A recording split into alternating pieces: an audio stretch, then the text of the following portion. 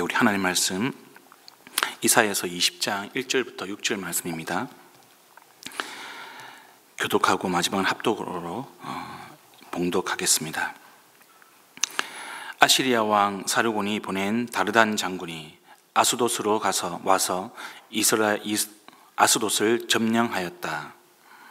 그에 주님께서 아모스의 아들 이사야를 시켜서 말씀하셨다. 주님께서 이사야에게 말씀하시기를 허리에 두른 베옷을 벗고 밭에서 신을 벗으라고 하셨다. 그래서 이사야는 말씀대로 옷을 벗고 맨발로 다녔다. 그때 주님께서 말씀하셨다. 나 종 이사야가 3년 동안 벗은 몸과 맨발로 다니면서 이집트와 에티오피아에게 표징과 징조가 된 것처럼 아시리아 왕이 이집트에서 잡은 포로와 에티오피아에서 잡은 포로를 젊은이나 늙은이 할 것 없이 모두 벗은 몸과 맨발로 끌고 갈 것이니 이집트 사람이 수치스럽게도 그들의 엉덩이까지 드러낸 채로 끌려갈 것이다. 그리하여 에티오피아를 의지하던 자들과 이집트를 그들의 자랑으로 여기던 자들이 두려워하고 부끄러워할 것이다. 그날이 오면 이 해변에 사는 백성이 이렇게 말할 것이다. 우리가 의지하던 나라 아시리아 왕에게서 구해달라고, 우리를 살려달라고 도움을 청한 나라가 이렇게 되었으니 이제 우리가 어디로 피해야 한단 말이냐. 아멘.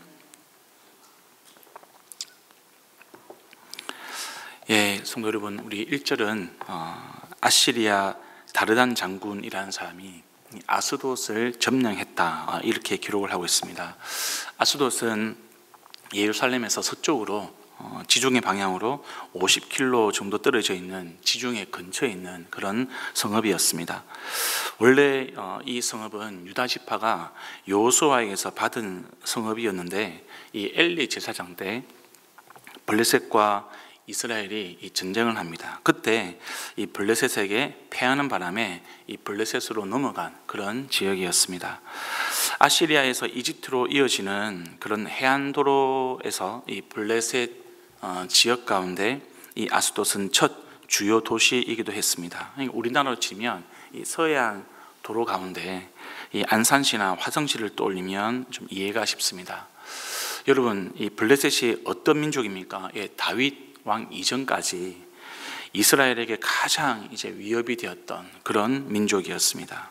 이들은 가나안에서도 가장 좋은 땅인 블레셋 평야, 그 평야를 점령하며 살았고요. 철기를 사용했기 때문에 늘 이렇게 다른 민족들과 싸울 때 승리를 했던 그런 민족이었습니다. 그러니까 가나안 지역에서는 힘을 꽤나 쓰는 그런 약한 나라가 아닌 강한 나라였습니다.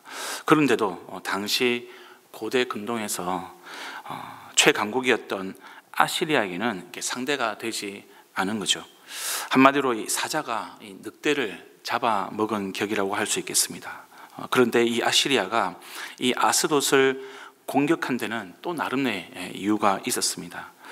이 블레셋은 친이집트 외교 정책을 취했었는데, 아시리아가 그 지역 패권을 차지할 때 이 머리를 숙였고요. 그 대가로 이 나라의 명맥을 유지할 수 있었습니다. 그런데 이집트가 이 블레셋을 도와주겠다라는 원조를 약속을 받으면서 아시리아를 배반하게 되었습니다. 이것을 계기로 아시리아는 이 블레셋과 이집트를 공격할 충분한 이유가 생겼던 겁니다.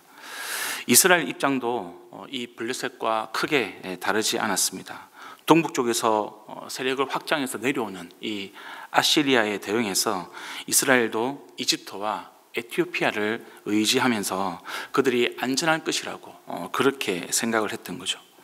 그런데 여러분, 하나님은 이스라엘이 의지하던 그런 이집트가 재앙을 당할 것이다. 그리고 오히려 이 다가올 미래에 이 이집트가 아시리아와 함께 하나님을 경배하게 될 것이다, 이런 예언을 하게 되었습니다. 그리고 이 하나님의 백성이라고 하는 이스라엘이 하나님이 아니라 이집트를 의지하는 것이 얼마나 어리석은 선택이었고 또 큰 죄악이었는지 하나님께서 엄청난 분노를 발하게 됩니다. 하나님이 이스라엘에게 뭐라고 하시는지 한번 좀 잘 들어보시길 바랍니다. 이사야서 30장 1절과 2절과 5절 말씀입니다. 주님께서 말씀하신다. 거역하는 자식들아, 너희에게는 화가 닥칠 것이다. 너희가 계획을 추진하지만 그것들은 나에게서 나온 것이 아니며, 너희가 동맹을 맺지만 나의 뜻을 따라 한 것이 아니다. 죄에 죄를 더할 뿐이다. 너희가 나에게 물어보지도 않고 이집트로 내려가서 바로의 보호를 받아 피신하려고 하고 이집트의 그늘에 숨으려 하는구나. 쓸모없는 백성에게 오히려 수치만 당할 것이다. 너희는 이집트에게서 아무런 도움도 유익도 얻지 못하고 오히려 수치와 치욕만 얻을 것이다.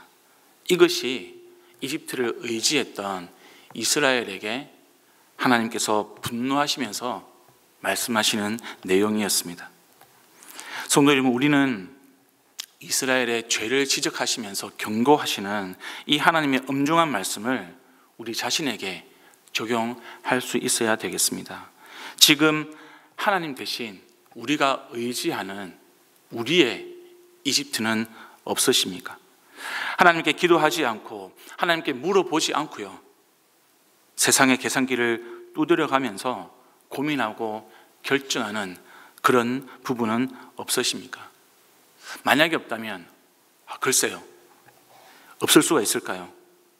만약 없다고 하면 우리 자신에 대해서 무지하거나 혹은 솔직하지 않은 거죠. 우리 자녀들의 교육, 진로, 결혼, 부동산, 재테크, 인간관계, 노후 준비, 교회 생활, 삶의 모든 영역에서 우리는 늘 선택의 기로에 서게 되어 있습니다. 하나님께 물어보고 하나님의 뜻에 따라 결정하고 있으십니까? 만약 아니라면 어떤 영역이, 그런 영역이 있을까요?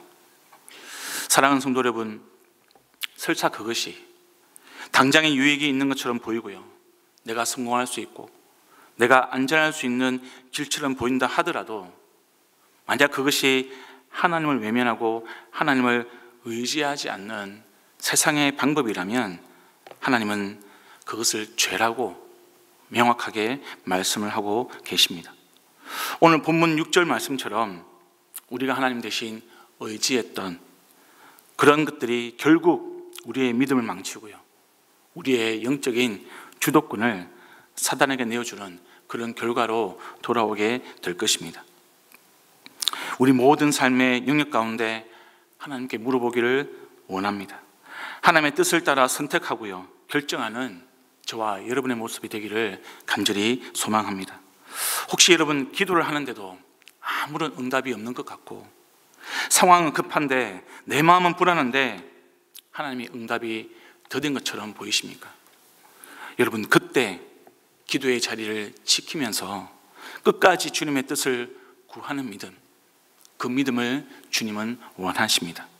그것이 주님과 동행하는 길이고요, 그 길을 따라갈 때에 주님께서는 절대로 우리를 버리지 않으신다는 것을 기억해 주시길 원합니다. 혹시 하나님의 뜻이 나에게 불리해 보이고 손해인 것처럼 보이더라도 주님을 신뢰하고 그 믿음의 길을 한 걸음 떼어낼 수 있는 그 모습이 저와 여러분의 모습이 되기를 소망합니다. 그것이 사는 길이고요, 그것이 바다 위를 걷는 믿음의 길입니다. 그 믿음의 길 가운데 우리가 걸어가기를 소망합니다. 여러분, 이제 2절부터 5절까지 말씀을 보시면 아시리아가 이 아스돗을 점령하였을 때 하나님은 이사야에게 허리를 두른 베옷을 벗고 신을 벗으라 명령하셨습니다. 이게 어떤 나체는 아닌 것 같고요, 그 돛을 벗은 이 속옷 차림으로 이해하는 것이 좀 적절해 보입니다. 근데 여러분, 아무리 나체가 아니라 하더라도 상식적으로 이 명령을 따르기는 어려운 거였습니다. 이 이스라엘 사회가 율법주의 사회 아니겠습니까? 이 율법주의 사회에서 겉옷을 입지 않고요, 맨발로 다니는 것 미친 사람 취급받는 그런 이상한 모양이었습니다. 만약 제가 이 동백에서 속옷 차림으로 맨발로 다닌다고 가정을 해보십시오. 물론 저도 주님이 하라고 하면 할 수 있습니다. 근데 여러분, 그런 모습으로 제가 다닌다면 우리 교회 성도님들조차 거부감을 가지지 않겠습니까? 동네 사람들이야 당연히 저를 정신 나간 사람처럼 그렇게 쳐다볼 겁니다. 어떤 사람들은 경찰에 신고할 수도 있겠죠. 그만큼 이상한 차림인 겁니다. 여러분은 어떠십니까? 어떤 분들은 순종의 여부를 떠나서 이렇게 비상식적이고 내가 받아들일 수 없는 그런 명령을 하시는 하나님을 이해하지 못할 수도 있습니다. 비상식적인 하나님이라고 오히려 하나님을 부정적으로 평가할 수도 있습니다. 그리고 거부감을 가질 수도 있겠죠. 네, 여러분, 때로는 우리는 영적인 위기 앞에서 우리가 합리적이라고 생각하는 그런 사고와 판단마저도 내려놓아야 할 때가 있습니다. 이사야는 하나님이 말씀하실 때 고민 없이 주저함 없이 하나님의 명령 그대로 행하였습니다. 순종하였습니다. 네, 여러분, 그 순종이 3일이 아니고요, 3주가 아니고요, 3개월이 아니라 장장 3년 동안, 무려 3년 동안 속옷 차림에 맨발로 다녔습니다. 이사야의 모습은요, 이 아시리아가 이집트와 에티오피아를 정복할 때 이 포로들이 벌거벗고 맨발로 끌려갈 것을 상징적으로 보여줍니다. 또한 그 모습을 통하여서 하나님께서 심판하실 것이라는 것을 강력하게 전달하고 있는 것이죠. 또한 하나님은 이집트와 에티오피아 같은 그런 강대국도 결국 하나님 당신이 다스리시고 모든 세상의 주관자이심을 보여주고 계시는 겁니다. 성도 여러분, 상식적으로 맞지 않고요, 사람들의 눈치를 안 볼 수 없는 참 난감한 이 하나님의 명령, 이 하나님의 명령이 우리에게 주어질 때에 그때라도 우리가 기꺼이 그 명령을 따를 수 있는 믿음의 사람이 되기를 간절히 소망합니다. 이사야는 이스라엘 공동체를 위해서 주님의 명령에 순종하였습니다. 자기의 어떠함을 위해서 순종하는 것이 아니고요, 자기가 속한 이스라엘 백성 공동체를 위해서 그는 기꺼이 하나님의 말씀 가운데 순종하였습니다. 이사야의 모습을 보면서 이사야와 이스라엘 공동체의 관계를 우리가 보면서 우리는 우리가 속해 있는 교회 공동체의 관계를 적용할 수 있어야 하는 것입니다. 주님의 말씀에 대한 순종, 이것은 여러분, 내가 속해 있는 공동체와 연결되어 있다는 것 우리가 기억을 해야 합니다. 우리가 하나님을 100% 신뢰하고 순종하는 삶은 내가 속해 있는 공동체 또한 건강하게 만든다는 것을 기억을 해야 하는 것이죠. 나를 넘어서서 공동체를 살리는 영향력을 가지고 있습니다. 때로는 비상식적이고 내 마음이 불편할 수 있고 보는 시선이 부담스러울 수 있지만 그것이 주님이 원하시는 길이고 부르시는 길이라면 우리가 아멘으로 기꺼이 순종하는 모습, 그것을 통해서 여러분, 우리의 가정, 우리의 목장, 우리 은혜선물 교회가 하나님의 뜻을 분별하고 주님께서 원하시는 뜻을 따라서 걸어가는 길이 될 수 있음을 우리가 믿음으로 바라보고 주의 뜻에 한 걸음 한 걸음 다가가는 저와 여러분의 하루가 되기를, 또한 우리 한 주간의 삶이 되기를 우리 주님의 이름으로 축원드립니다.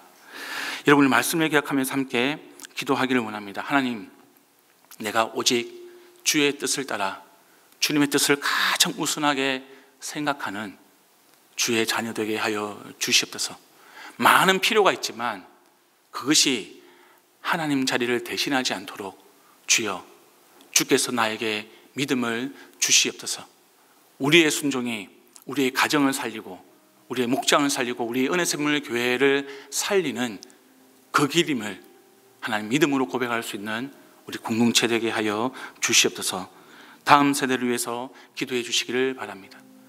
우리가 다음 세대 소중하게 생각하고 또 기도하고 있습니다. 우리의 자녀들, 우리의 다음 세대가 하나님만을 소중하게 생각하고 오직 하나님만을 경배하며 하나님만을 의지할 수 있는 믿음의 사람들로 우리가 키워낼 수 있도록, 양육할 수 있도록 주여 도와 주시옵소서. 마지막으로 교회 일정을 위해서 함께 기도하겠습니다. 바자회가 있습니다. 예수 영접 모임이 있습니다. 하나님, 이 모든 교회 일정을 통하여서 하나님 사랑하는, 하나님의 뜻을 따르는 그런 생명의 공동체 되도록 도와 주시옵소서.